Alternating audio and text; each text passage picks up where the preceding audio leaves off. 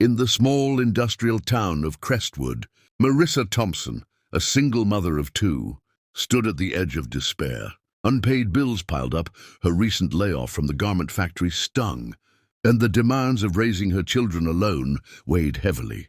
Yet her compassion remained a steady flame. One stormy evening, as rain battered her modest apartment, she spotted an elderly woman and a young boy stumbling through the downpour, lost and shivering.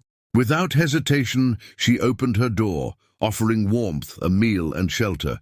She couldn't know then that this simple act would ripple outward, transforming her life and those around her. I'm curious, where are you joining this story from? Let's step into Marissa's world. Marissa sat at her weathered dining table, a small oasis in her cluttered living room.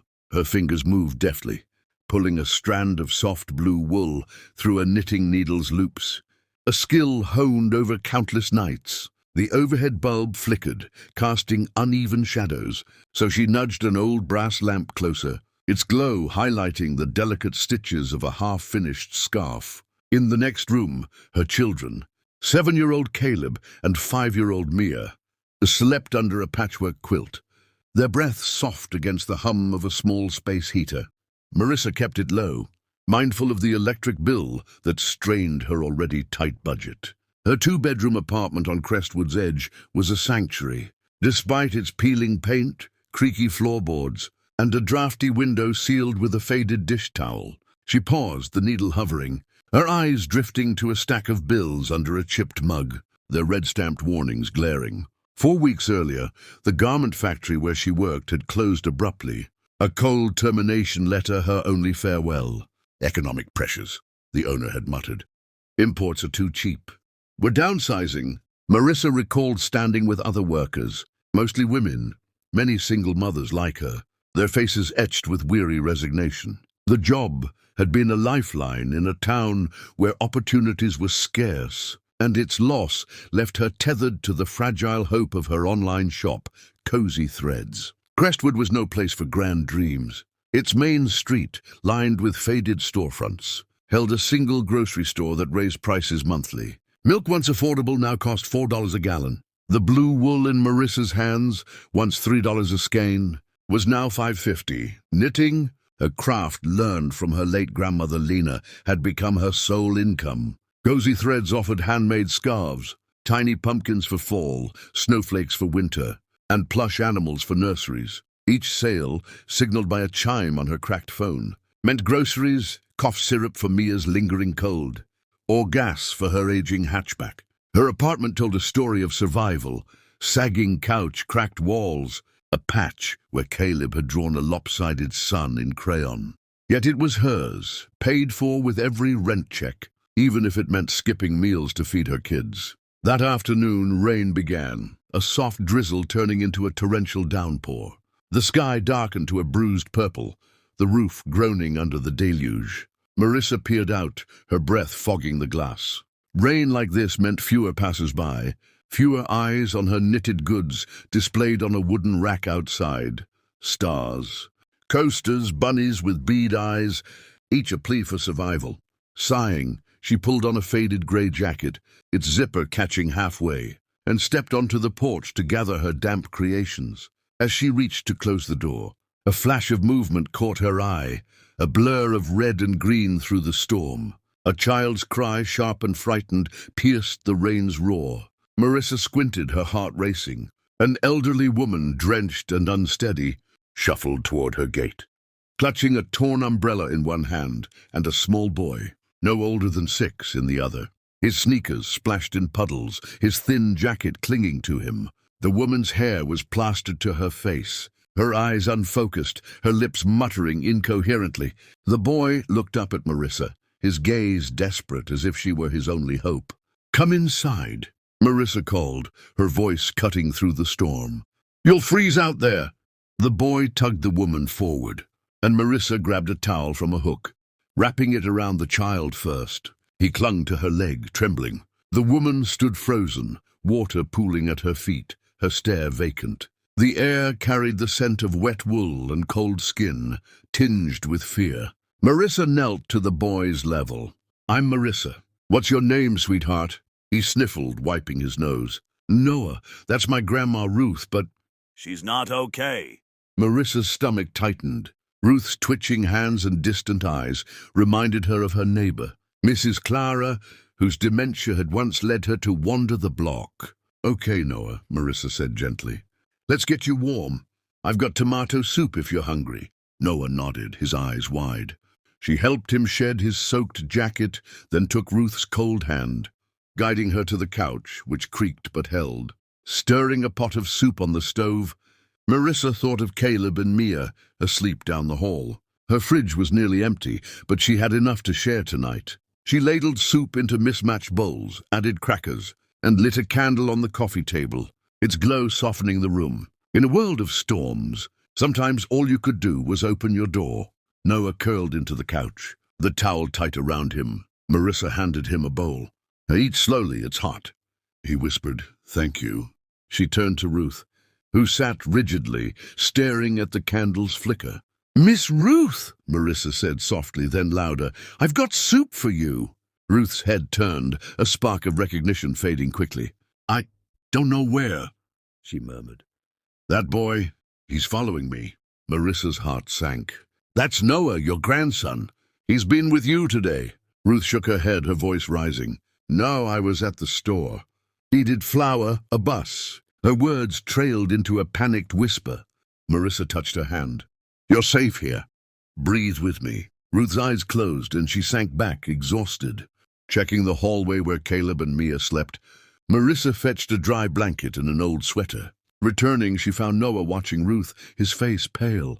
She's sick, he said abruptly. She was fine this morning. We went to the playground. She pushed me on the swing. Then she stopped. Didn't know my name. Marissa sat beside him, pulling him close. You stayed with her. That's so brave. Noah's eyes welled up. Is she okay? Her mind's mixed up, Marissa said softly. We're taking care of her together. She helped Noah eat, then made a bed on the floor with pillows and blankets. Round midnight, Ruth stirred, standing by the door. Miss Ruth? Marissa rushed over. It's late. You need to rest. Ruth's voice was hollow. He's waiting. By the blue sign. Marissa guided her back. No sign out there. You're at my house. Ruth's tears fell.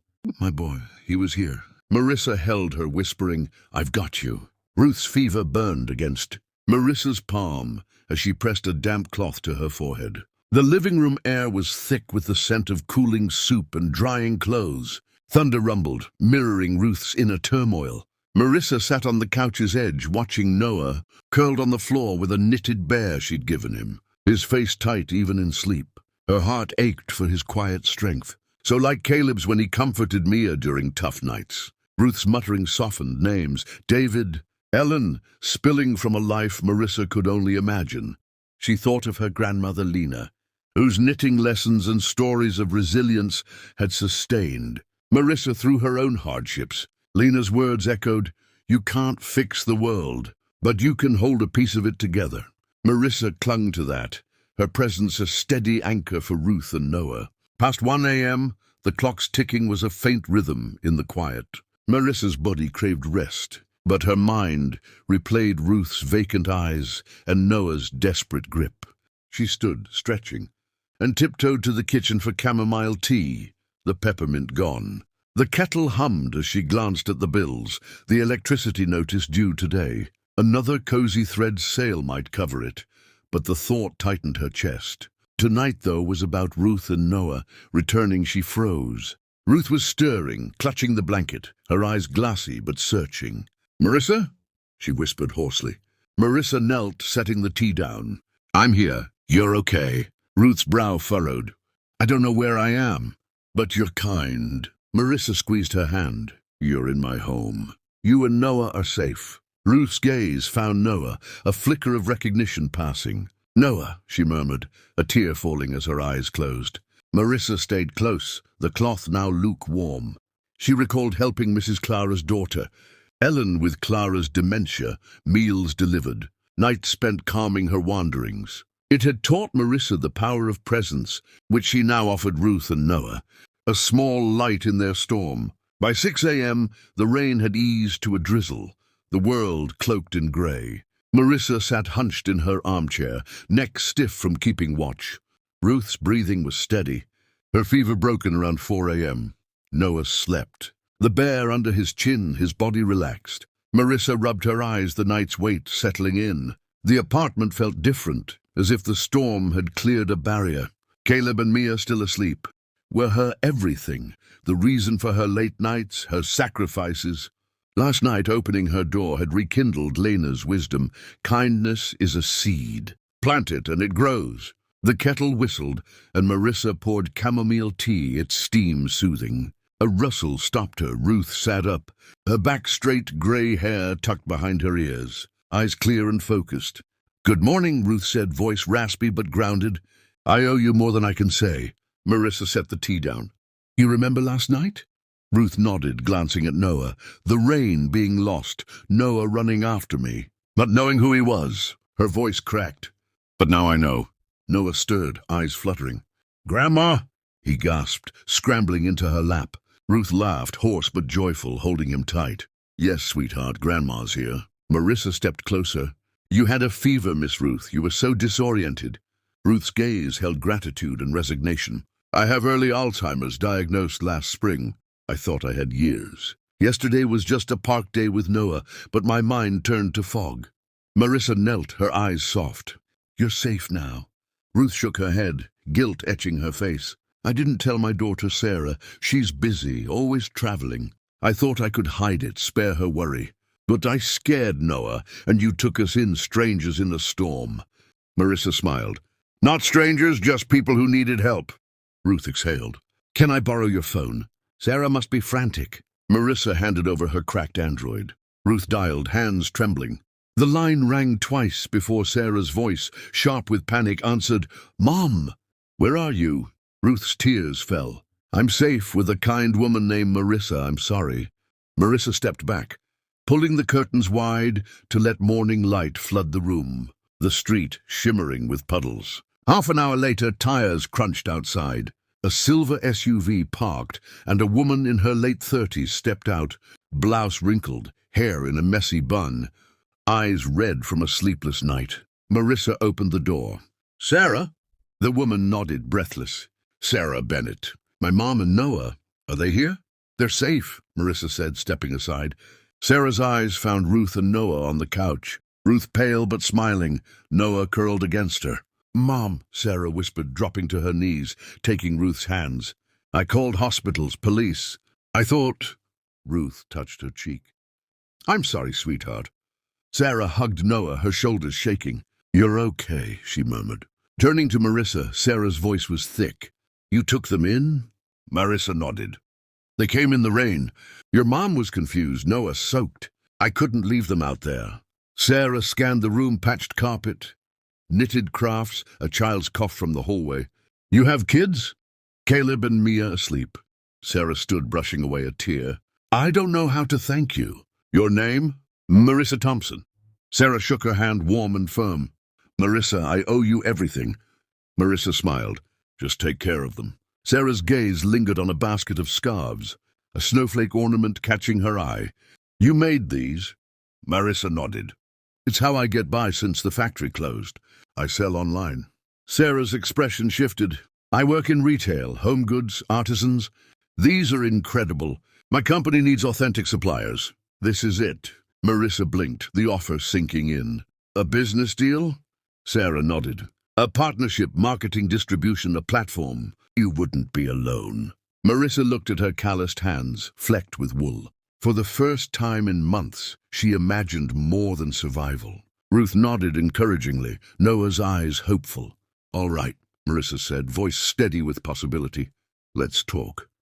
3 weeks later, Marissa stood in Woven Haven, a transformed corner unit at the West End Market Co-op. Once a dusty storage room, it now brimmed with life, shelves overflowing with scarves in autumn hues, plush owls, intricate doilies. A wooden sign read, "Woven Haven," a name born from the night she sheltered. Ruth and Noah. The air smelled of fresh paint and cedar, a contrast to her apartment's dampness. Sarah had rallied contractors and designers, but let Marissa choose every detail. "This is your vision," Sarah said, unpacking wool. I'm here to help it grow. Marissa ran a hand along a display table, still marveling. Caleb bounded in, holding a knitted frog. Mum, Miss Ruth made this. It's got googly eyes. Marissa laughed, ruffling his hair. She's getting good. Ruth, at a back table, smiled, her hands trembling but busy with simple patterns. Noah close. I need to be useful, she'd told Sarah. Let me help Marissa. Mrs. Delgado, Marissa's skeptical neighbor, stepped inside, her sharp eyes softening. Didn't think you'd pull this off, she said, picking up a coaster. This is something. Marissa smiled. Want to learn? Mrs. Delgado nodded. Maybe. The morning sun spilled through Wovenhaven's window, casting golden patches on the polished floor. Marissa adjusted a basket of floral coasters, her stomach fluttering. It was opening day, a milestone both exhilarating and daunting. Her life had been a tightrope, bills, kids, cozy threads, fragile hope. Now with Sarah, that hope was real, but doubt lingered. What if no one came? Caleb and Mia darted through laughing. Mia in a patchwork dress Marissa sewed, Caleb clutching his frog. Can I put it on the shelf? He asked. Marissa crouched. It's special, not for sale. Help with the cookies. Mia arranged sprinkled sugar cookies, making the shop feel like home. Ruth taught Noah crochet at a corner table, her slow movements warm with patience. You're getting it, she said as he held up a lumpy chain. She'd insisted on helping. Despite her Alzheimer's, Marissa gave me purpose, she told Sarah. I'm giving it back. Mrs. Delgado lingered, her skepticism easing. You've done a lot, she said gruffly. Want to open the door? Marissa asked. Mrs. Delgado smiled faintly. Don't expect me to knit. At 10 a.m., Marissa unlocked the door, hands trembling. A crowd, neighbors, shoppers, co-op regulars entered, the bell jingling, voices blending with a folk playlist. A woman in a red scarf admired a knitted owl. Adorable. You made these? Marissa nodded. Right here in Crestwood. It's got heart, the woman said. Not factory junk. By noon, the shop buzzed. Customers browsed, fingers brushing scarves. Murmurs of admiration filling the air. Mia handed out cookies, Caleb boasted. My mom's the best knitter. Marissa's heart swelled. But worry nagged. Her landlord, Mr. Grayson, had left a voicemail. Rent's due Friday, no extensions. The shop was a lifeline, but it needed time. Sarah arrived at 1 p.m., in jeans, clipboard in hand. How's it going? Marissa grinned. We've sold 3 baskets. Sarah's eyes lit up. You're building something special. Marissa fidgeted with yarn. I just wanted to keep the lights on. Sarah's voice was firm. You're lighting up Crestwood. Ruth stood, tapping a cup to quiet the room. I don't recall every moment of that stormy night, she said, voice clear. But I remember being lost, scared, and finding Marissa's door open. She gave us kindness, no questions asked, and now she's giving it to you. Customers nodded, eyes soft. Marissa blushed, overwhelmed. You're taking home hope, Grace? Ruth added. We all need that. Applause followed, Sarah whispering, She's right. Noah beamed at his grandmother, Mrs. Delgado clapping slowly, her expression soft. The day blurred with sales and laughter. By afternoon, half the inventory was gone. A miracle. As Marissa tidied, a man entered, coat patched, smelling of engine oil, a fabric bundle in hand. I heard you help sewers, he said. I've done upholstery 20 years, laid off last month. Marissa handed him a Woven Sisters form. Fill this out. We'll find a place. Carl, surprised, said, just like that. Marissa smiled. We don't turn away talent. Woven Sisters, the co-op she and Sarah launched, was about rebuilding lives. Sarah handled marketing, Marissa the heart, recruiting Crestwood's women, retirees like Ruth, now men like Carl. She thought of Tanisha, a shy 16-year-old from the shelter, whose lumpy coaster had sparked a smile. It's yours, Marissa had told her. That's what matters. As evening fell, the shop quieted. Ruth and Noah helped sweep, Ruth humming a soft tune. This is more than a store, she told Marissa. It's a haven. Marissa swallowed. I hope I can keep it going. Ruth's smile was steady. You will. Sarah returned, showing her phone. Website traffic's up 25%. Orders from Chicago, Seattle, London. Marissa laughed. London? Buying Mia's coasters? They're buying you, Sarah said. Marissa's gaze swept the room, Ruth with Noah, Caleb and Mia playing, Mrs. Delgado holding a needle curiously. A shadow lingered, Mr. Grayson's threat, but for now, Woven Haven thrived. As the sun set, a crowd gathered outside. A reporter snapped photos of a new plaque. In memory of a stormy night when kindness opened a door. "It started with a knock in a storm," she asked Marissa. "No," Marissa said, voice steady, "because I opened it." Ruth, Noah, Sarah, and Mrs. Delgado stood nearby, Caleb and Mia's laughter echoing. The shop was a promise, a seed growing into something beautiful. 2 months later, autumn draped Crestwood in amber and crimson, and Woven Haven stood as a beacon of hope. Marissa, now a confident leader, oversaw a thriving co-op where Tanisha's coasters sold alongside, Carl's cushions and Mrs. Delgado's first scarves. Ruth, memory fragile but spirit fierce, taught new members with Noah, their bond a testament to love's endurance. Sarah's marketing took their crafts global, ensuring Marissa's rent was paid and her home filled with laughter, free of fear. At a community festival, Crestwood celebrated Woven Sisters, applauding as Marissa unveiled a sign, Woven Haven, where kindness weaves us together. She looked at Ruth, Noah, Sarah, her children, and the women who'd become family, her heart full. It began with a door opened in a storm, a single act of grace spinning a tapestry of resilience, binding them in warmth that would last beyond the seasons. Join us to share inspiring stories by hitting the like and subscribe buttons, and don't forget to turn on the notification bell to start your day with profound lessons and heartfelt empathy.